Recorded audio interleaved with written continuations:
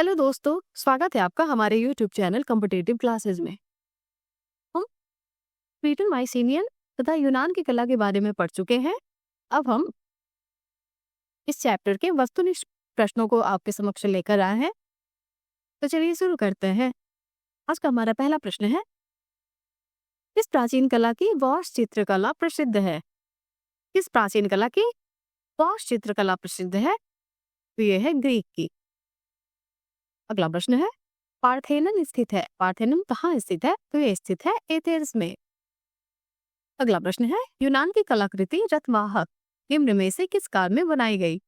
तो ये बनाई गई है 470 ईस्वी पूर्व में। अगला प्रश्न देख लेते हैं, काली आकृति वाली शैली। काली आकृति वाली शैली के चित्र किसमें बने थे? तो ये बने थे यूनान में। अगला प्रश्न है, ब्लैक फिगर तकनीकी किस कला में प्रयोग की गई? ब्लैक फिगर तकनीकी किस कला में प्रयोग की गई? तो ये की गई यूनान में। अगला प्रश्न है, होमर द्वारा लिखित महाकाव्य का नाम कौन सा है? ऑप्शन क्या क्या है? इलियड, ओडिसी, सी, ए और बी दोनों, या फिर इनमें से कोई नहीं। तो इलियड और ओडिसी दोनों ही होमर द्वारा लिखित महाकाव्य है। अगला प्रश्न है, ईसाई धर्म की पुस्तक बाइबल मूल रूप से किस भाषा में लिखी गई है? तो ये लिखी गई है हिब्रू भाषा में। अगला प्रश्न है, किस ग्रीक चित्रकार ने सर्वप्रथम चियरोस्क्यूरो का आविष्कार किया था? तो अपोलोडोरस ने।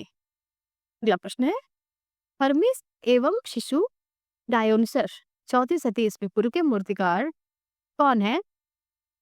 तो ये है प्रेग्जाइटलीस। अगला प्रश्न है, प्राचीन यूनान में ओलंपिक खेल किस देवी देवता के सम्मान में आयोजित किए जाते थे? तो ये जिउस के सम्मान में या फिर जेउस के सम्मान में आयोजित किए जाते थे। अगला प्रश्न है, प्राचीन ओलंपिक खेल यूनान के ओलंपिया शहर में कब प्रारंभ हुआ? तो ये प्रारंभ हुआ 776 ईस्वी पूर्व में। अगला प्रश्न है, प्रसिद्ध कलाकृति चक्का फेंकने वाला का कलाकार कौन है? इसका कलाकार है मायरॉन। अगला प्रश्न है, एट्रस्कन कला का प्रभाव किस देश की कला पर पड़ा था? तो ये पड़ा था रोम पर। अगला प्रश्न है, पार्थेनन क्या है? पार्थेनन जो है एथेंस नगर की रक्षक देवी एथीना का मंदिर है। अगला 15वां प्रश्न देख लेते हैं, डोरिफोरस स्पेयरमैन का मूर्ति शिल्पी कौन था? इसका मूर्ति शिल्पी पॉलीक्लिस था। अगला प्रश्न है, सोमोथ्रेस द्वीप में मिली विजय श्री की यूनानी प्रतिमा कहाँ स्थापित है? तो यह स्थापित है लुब्र में। अगला प्रश्न है, ऑगस्टस की रोमन मूर्ति किस शास्त्रीय मूर्ति के अनुकरण पर बनाई गई है? तो ये बनाई गई है डोरिफोरस की मूर्ति के अनुकरण के। अगला प्रश्न है, एथेना, पार्थिनोस तथा जिउस की प्रतिमाओं का शिल्पी कौन था?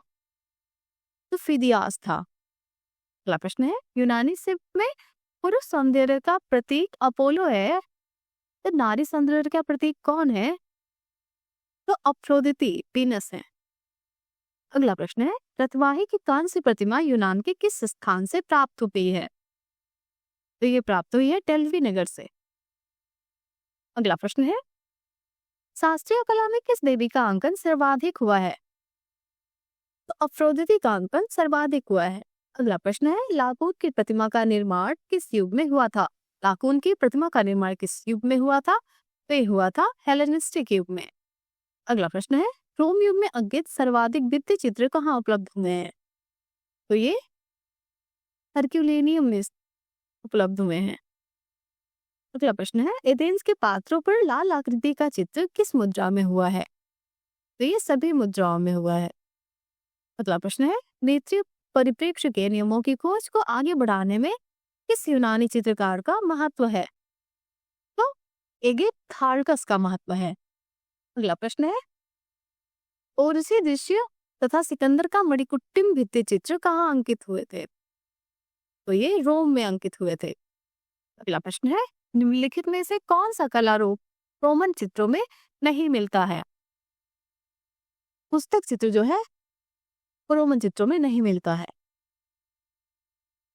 अगला प्रश्न है, मणिकुट्टम चित्र सर्वप्रथम कहाँ पाए गए? तो ये पोम्पेई में पाए गए थे। अगला प्रश्न देख लेते हैं। यूनान के डोरिक पात्रों पर कौन सी शैली में चित्रण हुआ है? तो ये आदि ज्यामितीय शैली में चित्रण हुआ है। अगला प्रश्न है, पुरुष आकृति से नारी आकृति के शरीर के रंग में अंतर करने वाला प्रथम चित्रकार कौन था?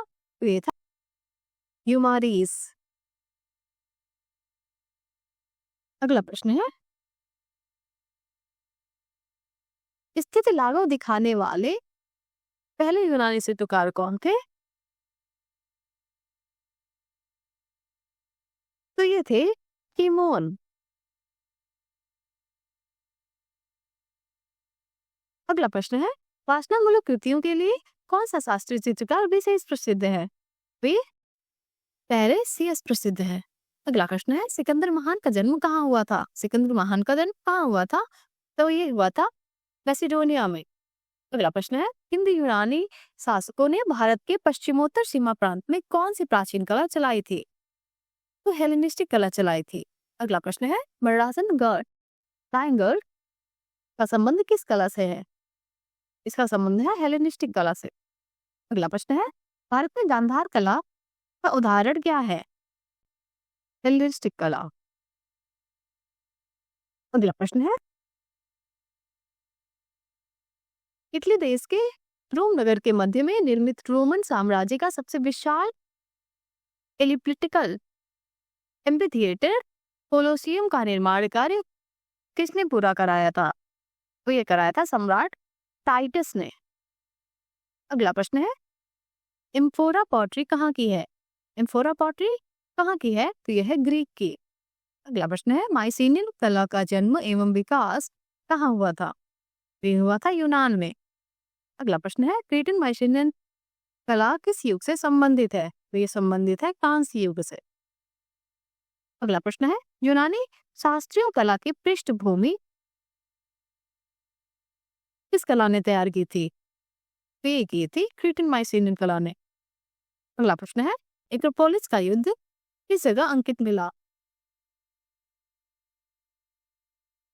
ये अंकित मिला है माइसीनियन राज प्रसाद में। अगला प्रश्न है, मिनोअन कला का प्रभाव सर्वप्रथम किस देश की कला में मिलता है? तो ये मिलता है क्रीट की कला में।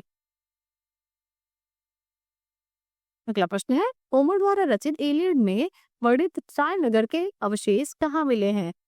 तो ये मिले हैं एशिया माइनर में माइसीने के निकट। अगला प्रश्न है, विश्व की सबसे प्राचीन रंगभूमि एम्फीथिएटर कौन सी है?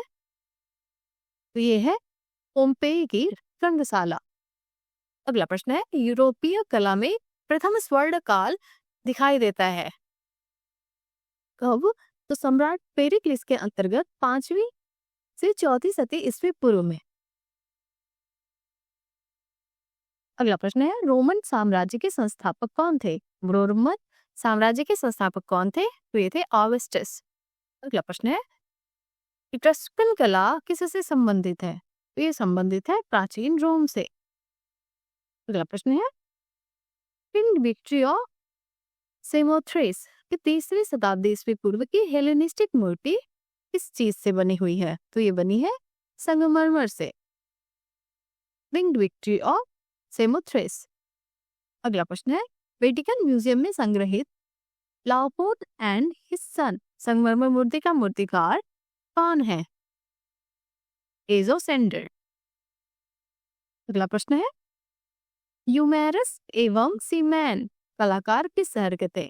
यूमेरस एवं सीमैन कलाकार किस शहर के थे? तो ये थे एथेंस के। अगला प्रश्न है,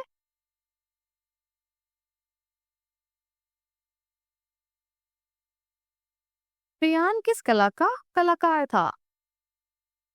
प्रियान किस कला का कलाकार था? तो ये था ग्रीक कला का। अगला प्रश्न है, शिप ऑफ ट्रॉय किसने चित्रित किया? शिप ऑफ ट्रॉय किसने चित्रित किया? तो ये किया है पॉलिनॉट्स ने। अगला प्रश्न है, एफ्रोडिटी ऑफ मिलोस या वीनस डी मिलो गूगल पेरिस में है। प्राचीन ग्रीक संगमरमर प्रतिमा के निर्माता कौन है? तो एलेक्जेंड्रोस ऑफ एंटीओक में।